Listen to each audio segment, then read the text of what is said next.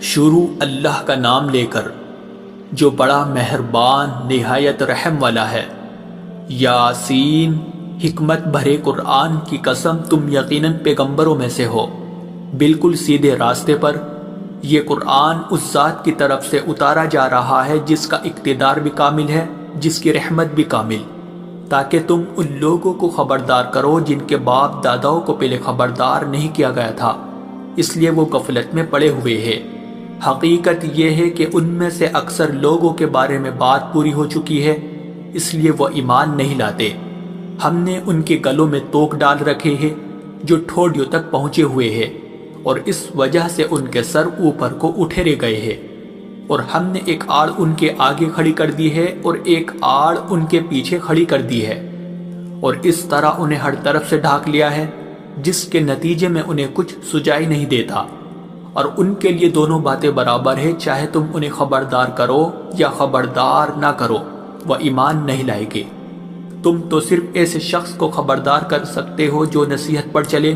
اور خدا رحمان کو دیکھے بغیر اس سے ڈرے۔ چنانچہ ایسے شخص کو تم مغفرت اور باعزت اجر کی خوشخبری سنا دو۔ یقیناً ہم ہی مردوں کو زندہ کریں گے، اور جو کچھ عمل انہوں نے آگے بھیجے ہیں ہم ان کو بھی لکھتے جاتے ہیں، اور ان کے کاموں کی جو اثرات ہیں ان کو بھی، اور ہم نے ایک واضح کتاب میں ہر چیز کا احاطہ کر رکھا ہے۔ اور اے پیغمبر، تم ان کے سامنے بستی والوں کی مثال پیش کرو جب ان کے پاس رسول آئے تھے۔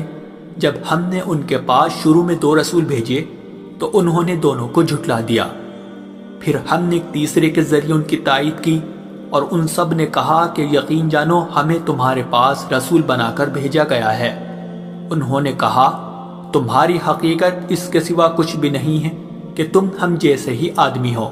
اور خدا رحمان نے کوئی چیز نازل نہیں کی ہے، اور تم سراسر جھوٹ بول رہے ہو۔ ان رسولوں نے کہا ہمارا پروردگار خوب جانتا ہے کہ ہمیں واقعی تمہارے پاس رسول بنا کر بھیجا گیا ہے، اور ہماری ذمہ داری اس سے زیادہ نہیں ہے کہ صاف صاف پیغام پہنچا دے۔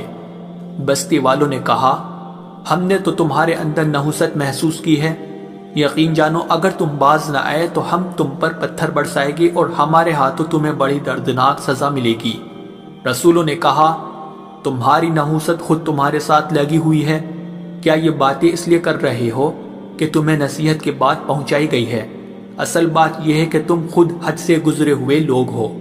اور شہر کے پلے علاقے سے ایک شخص دوڑتا ہوا آیا، اس نے کہا اے میری قوم کے لوگوں، ان رسولوں کا کہنا مان لو، ان لوگوں کا کہنا مان لو جو تم سے کوئی اجرت نہیں مانگ رہے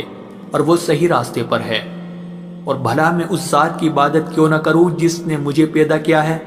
اور اسی کی طرف تم سب کو واپس بھیجا جائے گا۔ بھلا کیا اسے چھوڑ کر میں ایسوں کو معبود مانوں کہ اگر خدا رحمان مجھے کوئی نقصان پہنچانے کا ارادہ کر لے تو ان کی سفارش میرے کسی کام نہ آئے اور نہ وہ مجھے چھڑا سکے؟ اگر میں ایسا کروں گا تو یقیناً میں کھلی گمراہی میں مبتلا ہو جاؤں گا۔ میں تو اپنے پروردگار پر ایمان لا چکا، اب تم بھی میری بات سن لو۔ آخر کار بستی والوں نے اسے قتل کر دیا، اور اللہ کی طرف سے اس سے کہا گیا کہ جنت میں داخل ہو جاؤ۔ اس نے جنت کی نعمتیں دیکھ کر کہا کہ کاش میری قوم کو معلوم ہو جائے کہ اللہ نے کس طرح میری بخشش کی ہے اور مجھے باعزت لوگوں میں شامل کیا ہے۔ اور اس شخص کے بعد ہم نے اس کی قوم پر آسمان سے کوئی لشکر نہیں اتارا، اور نہ ہمیں اتارنے کی ضرورت تھی، وہ تو بس ایک ہی چنگھاڑ تھی جس سے وہ ایک دم بجھ کر رہ گئے۔ افسوس ہے ایسے بندوں کے حال پر، ان کے پاس کوئی رسول ایسا نہیں آیا جس کا وہ مذاق نہ اڑاتے رہے ہو۔ کیا انہوں نے نہیں دیکھا کہ ان سے پہلے ہم نے کتنی قوموں کو اس طرح ہلاک کر چکے ہیں کہ وہ ان کے پاس لوٹ کر نہیں آتے؟ اور یہ جتنے لوگ ہیں ان سبھی کو اکٹھا کر کے ہمارے سامنے حاضر کیا جائے گا، اور ان کے لیے ایک نشانی وہ زمین ہے جو مردہ پڑی ہوئی تھی، ہم نے اسے زندگی عطا کی، اور اس نے غلہ نکالا جس کی خوراک یہ کھاتے ہیں، اور ہم نے اس زمین میں کھجوروں اور انگوروں کے باغ پیدا کیے، اور ایسا انتظام کیا کہ اس میں سے پانی کے چشمے پھوٹ نکلے تاکہ یہ اس کی پیداوار میں سے کھائے، حالانکہ اس کو ان کے ہاتھوں نے نہیں بنایا تھا۔ کیا پھر بھی یہ شکر نہیں کریں گے؟ پاک ہے وہ ذات جس نے ہر چیز کے جوڑے جوڑے پیدا کیے ہیں، اس پیداوار کے بھی جو زمین اگاتی ہے اور خود ان انسانوں کے بھی اور ان چیزوں کی بھی جنہیں یہ لوگ ابھی جانتے تک نہیں ہیں، اور ان کے لیے ایک اور نشانی رات ہے، ہم اس پر سے دن کا چھلکا اتار لیتے ہیں تو وہ یکایک اندھیرے میں رہ جاتے ہیں اور سورج اپنے ٹھکانے کی طرف چلا جا رہا ہے۔ یہ سب اس ذات کا مقرر کیا ہوا نظام ہے جس کا اقتدار بھی کامل ہے، جس کا علم بھی کامل، اور چاند ہے کہ ہم نے اس کی منزل تاب تول کر مقرر کر دی ہے، یہاں تک کہ وہ جب ان منزلوں کے دورے سے لوٹ کر آتا ہے تو کھجور کی پرانی ٹہنی کی طرح پتلا ہو کر رہ جاتا ہے۔ نہ تو سورج کی یہ مجال ہے کہ وہ چاند کو جا پکڑے اور نہ رات دن سے آگے نکل سکتی ہے،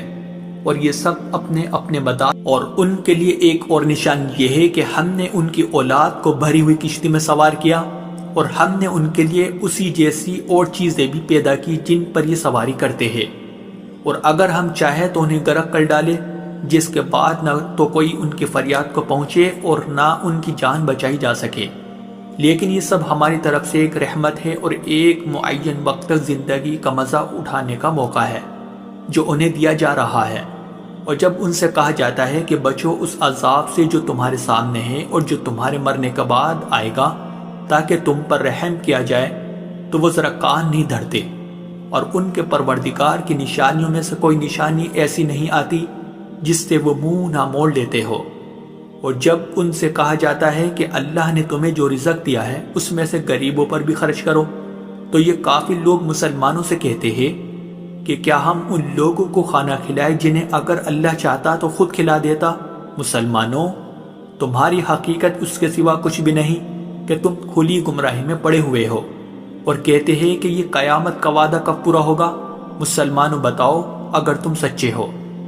دراصل یہ لوگ بس ایک چنگاڑ کا انتظار کر رہے ہیں جو ان کی اجت بازی کے عین درمیان انہیں آ پکڑے گی، پھر نہ یہ کوئی وصیت کر سکے گے اور نہ اپنے گھر والوں کے پاس لوٹ کر جا سکے گے،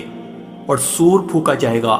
تو یکایک اپنی قبروں سے نکل کر اپنے پروردگار کی طرف تیزی سے روانہ ہو جائے گے، کہے گے کہ ہائے ہماری کم بختی، ہم نے کس نے ہمارے مرکز سے اٹھا کھڑا کیا ہے؟ جواب ملے گا کہ یہ وہی چیز ہے جس کا خدا رحمان نے وعدہ کیا تھا اور پیغمبروں نے سچی بات کہی تھی، اور کچھ نہیں، بس ایک زور کی آواز ہوگی جس کے بعد یہ سب کے سب ہمارے سامنے حاضر کر دیے جائیں گے۔ چنانچہ اس دن کسی شخص پر کوئی ظلم نہیں ہوگا اور تمہیں کسی اور چیز کا نہیں، بلکہ انہی کاموں کا بدلہ ملے گا جو تم کیا کرتے تھے۔ جنت والے لوگ اس دن یقیناً اپنے مشغلے میں مگن ہوگے،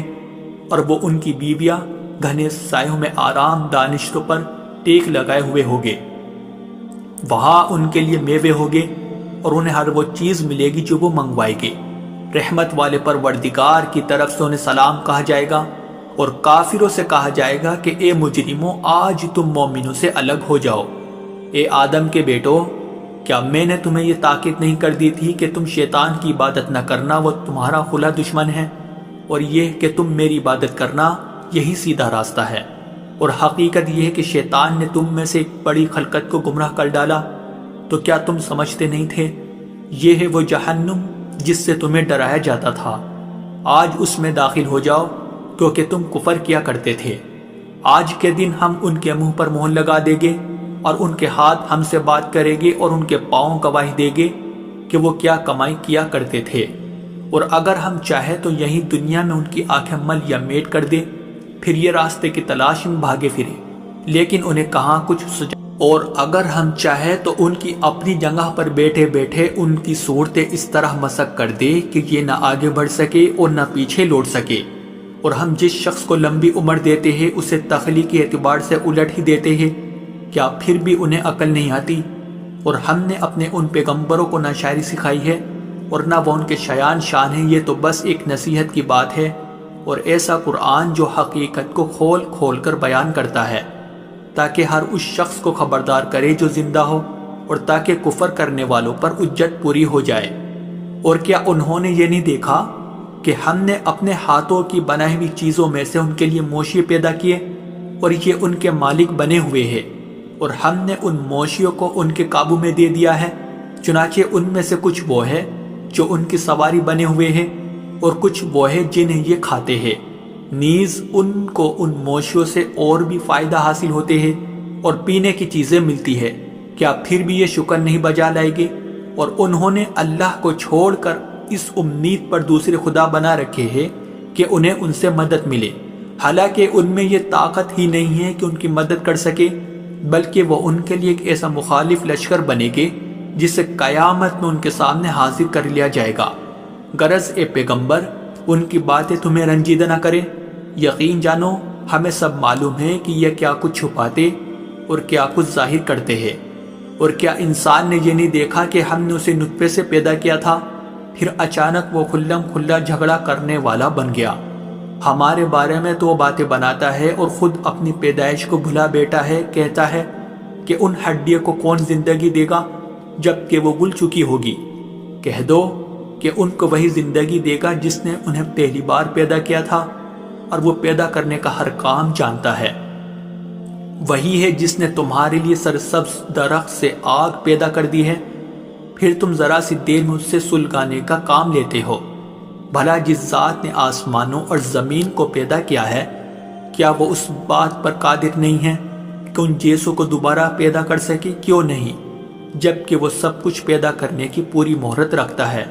اس کا معاملہ تو یہ ہے کہ جب وہ کسی چیز کا ارادہ کر لے تو صرف اتنا کہتا ہے کہ ہو جا، بس وہ ہو جاتی ہے۔ غرض پاک ہے وہ ذات جس کے ہاتھ میں ہر چیز کی حکومت ہے، اور اسی کی طرف تم سب کو آخر کار لے جایا جائے۔